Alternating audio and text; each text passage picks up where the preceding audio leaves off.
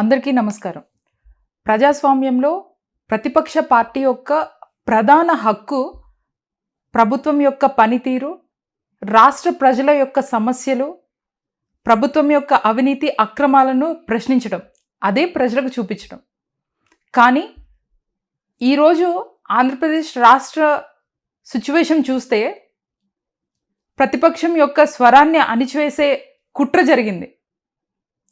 వైఎస్ఆర్ కాంగ్రెస్ పార్టీలో నాయకులను, కార్యకర్తల మీద, సోషల్ మీడియా యాక్టివిస్టుల మీద బెదిరించడం,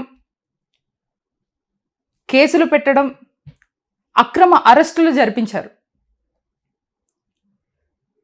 మొన్న జరిగిన వెన్నుపోటుకు 2 ఏళ్ళు కార్యక్రమం చూసి కూటమి ప్రభుత్వం యొక్క వెన్నులో వణుకు పుట్టి ఈరోజు వైఎస్ఆర్ కాంగ్రెస్ పార్టీ అధికారిక ఫేస్బుక్ పేజ్ని భారతదేశంలో తొలగించడం జరిగింది.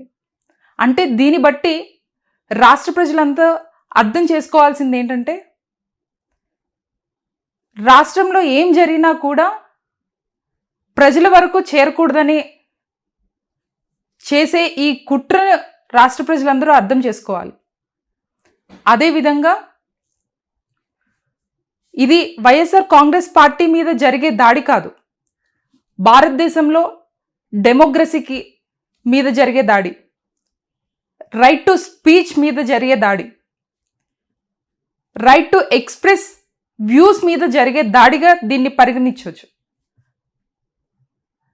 ఇవన్నీ చేయడం వల్ల వైఎస్ఆర్ కాంగ్రెస్ పార్టీ ఒక అడుగు వెనక్కి వేస్తుందని అనుకుంటున్నారేమో, కానీ రెట్టింపు వేగంతో ఈ కూటమి ప్రభుత్వం యొక్క ఫెయిల్యూర్స్ని, ప్రజా వ్యతిరేకంగా తీసుకున్న డెసిషన్స్ మీద, అవినీతి అక్రమాల మీద పోరాడడానికి వైఎస్ఆర్ కాంగ్రెస్ పార్టీ ఎప్పుడూ ముందుంటుంది.